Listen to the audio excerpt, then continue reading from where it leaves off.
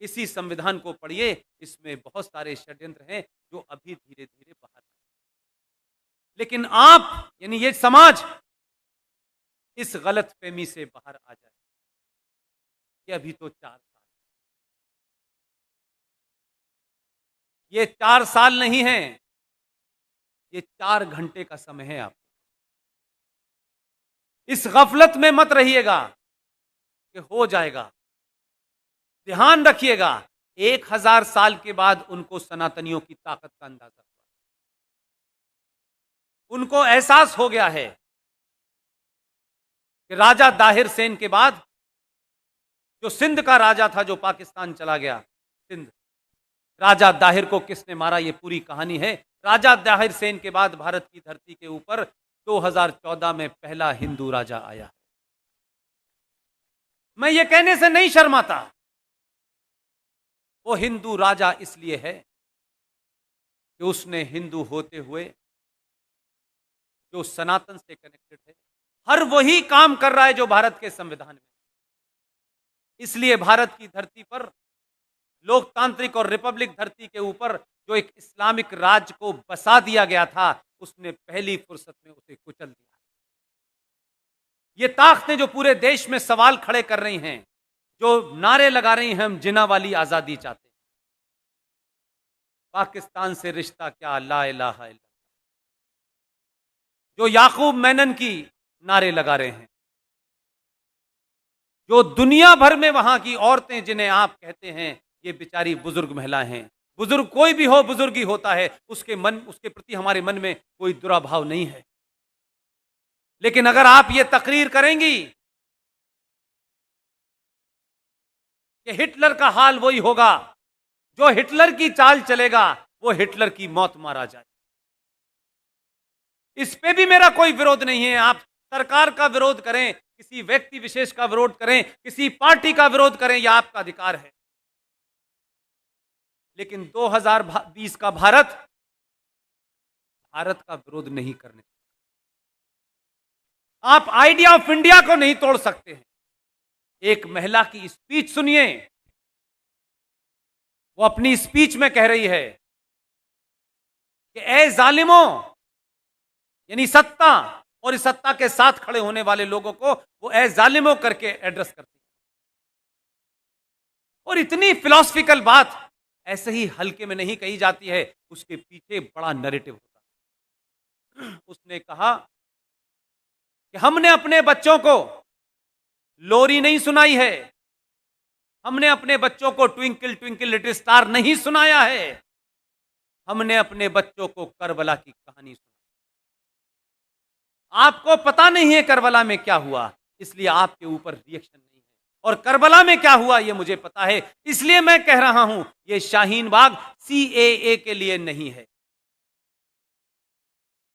ये एक सरकार के आने के बाद इस देश की धरती पे, इस देश की विधानसभाओं में, इस देश के संसद के अंदर, इस देश के संविधान के अंदर जिस तरीके से नाजायज तरीके से डरा डरा करके, जैसे मौलाना आजाद ने, ये किसने कहा, कहां कहा पता नहीं, लेकिन खुद ये आइडिया एक मार्केट में फ्लोट कर दिया मौलाना आजाद ने कि देखिए पूरा वंदे मातरम गाने से मुसलमानों की आहत हो रही है और वो चाहते हैं कि इसमें बदलाव हो, क्रिएट कर दिया। और खुद ही कमेटी के मेंबर भी बने और 3-4 और जोकरों को रख के उसे कहा कि इसको खत्म कर दो। इसलिए कुछ लोग तेज हैं क्या नैरेटिव क्रिएट करना है।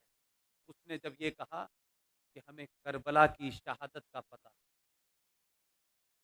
मैं उन्हीं मुसलमानों से एक सवाल कर रहा हूं, सच बताओ कुरान शरीफ पे हाथ रखकर, करबला में क्या हुआ था?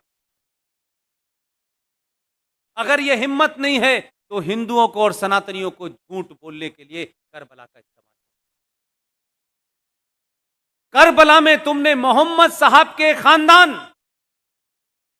उनके नवासों के नवासे, उनकी हत्याएं करके उनकी गर्दनों को नेजों के ऊपर, नेजों कहते हैं बड़े बड़े त्रिशूलों के ऊपर लेकर के शाम की गलियों में उनकी औरतों को बेराबरू होके घुमाया था। तुमने ये किया था, तुम किसको बताना चाहते हो?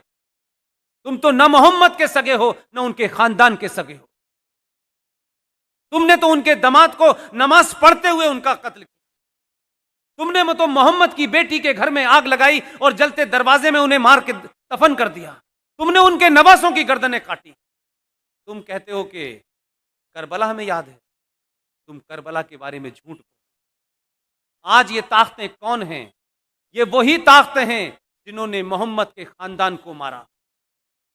इसलिए अबू बकर से लेकर के अल बगदादी तक एक ही। जो मोहम्मद के नहीं हुए वो हिंदुस्तान के कैसे हो सकते? जो उनके नवासों के नहीं हुए उसके कैसे? हमको सिखा रहे हो? हमने तो और हमारे डीएनए में तो राजा दाहिर सेन का इतिहास नहीं पढ़ा है तुमने, और मक्कार इस देश के इतिहासकारों ने पढ़ाया नहीं है, और हमें यह जिज्ञासा नहीं है कि हमारे पूर्वज कौन थे। राजा दाहिर सेन सिंध का आखिरी राजा था, उसका इतिहास पढ़ लेते तब भी मुसलमान अपनी मुंह नहीं खोलता। मोहम्मद साहब के परिवार में नवासों के नवासे जो भी रह गए थे, राजा दाहिर सेन ने अपने किले में उनको छुपा करके शरण। लेकिन बदकिस्मती और ट्रेजेडी देखिए कि कासिम जो चला था वहां से, पूरा नाम उसका क्या है, मोहम्मद बिन कासिम। जो मोहम्मद बिन कासिम आया उसने खानदान के खानदान मारे, मोहम्मद साहब के खानदान को मारा। राजा दाहिर उनके खानदान को बचाते बचाते लड़ते लड़ते शहीद हो गया, लेकिन मोहम्मद के बच्चों पे उसने आंच नहीं आने दी। उस मोहम्मद बिन कासिम ने मोहम्मद के खानदान को मारा। पाकिस्तान का आज हीरो मोहम्मद बिन कासिम। कहां के मुसलमानों हो और किस जगह के मुसलमानों हो, हमारे मुसलमान होने पे मुझे शक,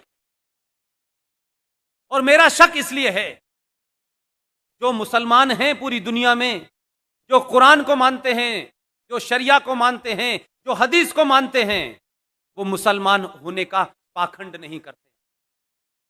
तुम मुसलमान नहीं हो, तुम इस धरती पे मुगलों द्वारा अत्याचारों के सामने तुमने तलवार के सामने शलवार पहन ली।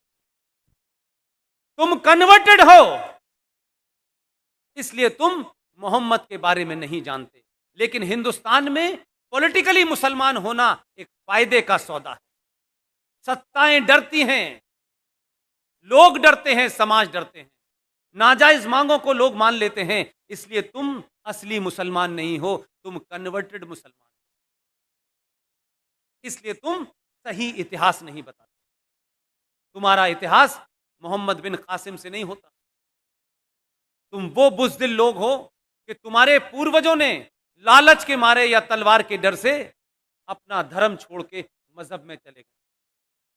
मैं ये बात आपसे इसलिए कह रहा हूं, जब वो आपको डराते हैं, आप तलवार से डर जाते हैं, आप फतवे से डर जाते हैं, तो कभी आप भी तो उनसे सवाल पूछो कि पागलों और जाहिलों, तुम किसको डरा रहे हो? हमारे बाप दादा पुरखे तब नहीं डरे तुम्हारी उस तलवार से, तो आज हम तुमसे डरेंगे? तुम तो डरे हुए लोग हो, हमें क्या डराओगे यार? ये बोलना शुरू करा है आपने, इसीलिए इस देश में बड़ी उथल पुथल है। इसलिए लोगों को मोदी नाम की जो चीज है, ये कोई शख्स नहीं है। मोदी कोई एक इंसान नहीं है। मोदी 1000 साल के बाद 1000 साल पे सनातनियों पे दो अत्याचार जो जुल्म हुए हैं, उस जुल्म को समाप्त करने वाली एक खुटी है जिस पे मोदी टंगा हुआ है। ये वो सोच है जिसके 7000 साल की तकलीफों को दूर करने के लिए हमें लगता है कि ये आदमी आया है, इसलिए पूरा देश उसके साथ खड़ा हुआ है, और हर आदमी ये चाहता है कि उसको इसको समाप्त करना। इसलिए ये देश ने अपनी दिशा तय कर ली। आपने टॉपिक बहुत अच्छा रखा। अब मुझे और आपको, सौरभ भाई ने अपनी दिशा तय कर ली है, मैंने अपनी कर ली। बहुत सारे लोग इस देश में, चाहे वो विवेक अग्निहोत्री जैसे फिल्मकार हों, वो भी बहुत पैसा कमा सकते थे 2 गाली देकर के भारत के सनातन को, 2 गाली देकर के देश के सरकारों को। वो भी क्या कहते हैं, उस लाइन में खड़े हो जाते जहां बहुत सारे राइटर और एक्टर हैं जो उनकी मर्जी के बगैर पैसा नहीं लेते। खड़े हो सकते थे, लेकिन विनय अग्निहोत्री ने भी वही रास्ता चुना जो सौरभ भाई ने चुना, जो मैंने चुना। और उन्होंने रास्ता चुना इसलिए एक पिक्चर बनाई जिसका नाम है ताशकंद फाइल। वो देश की पहली ऐसी पिक्चर है जिसमें स्क्रिप्ट नहीं लिखा गया है, सारा डॉक्यूमेंटेशन। कोई अपनी तरफ से उसमें नैरेटिव पैदा नहीं, सिर्फ डॉक्यूमेंट के आधार पर। और ये डॉक्यूमेंट भारत से और पूरी दुनिया से लाके बना, वही शख्स फिल्म बना रहा है कश्मीर फाइल। आप सब लोगों से मेरी विनती है, ऐसे लोगों को आप कैसे ताकत दे सकते हैं, यह आपको तय करना। इसलिए कि वैसे ही बड़ी मुश्किल के बाद एक मौका आया है। इसलिए मैं कहता हूं 4 साल का समय नहीं है, ये 4 साल के समय को 400 साल में कन्वर्ट करना। बहुत पैसा आपने कमाया होगा, बहुत रुतबा कमाया होगा, कोई याद नहीं रखता। दुनिया में किसी बड़े आदमी का नाम नहीं आता है कि उनकी 500 इंडस्ट्री थी, उनकी बड़ी फैक्ट्री थी, उनका हीरे का। कहीं पढ़ा आपने इतिहास में? इतिहास में धारा के विपरीत जाके जो खड़े होते हैं उन्हीं का नाम। धारा के विपरीत खड़ा होना बहुत मुश्किल था, लेकिन आज बहुत आसान।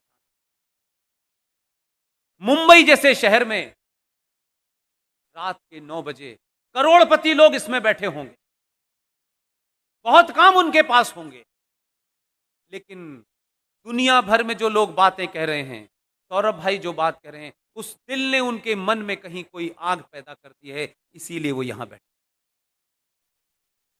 यहां से आपको ना कोई टिकट मिलने वाली है, ना यहां से कोई आपको पद मिलने वाला है, ना कोई नया कॉन्ट्रैक्ट मिलने वाला, लेकिन आप सब कुछ जानना और जीना चाहिए। ये भूख आपको दिल्ली से अपने अपने घरों से उठा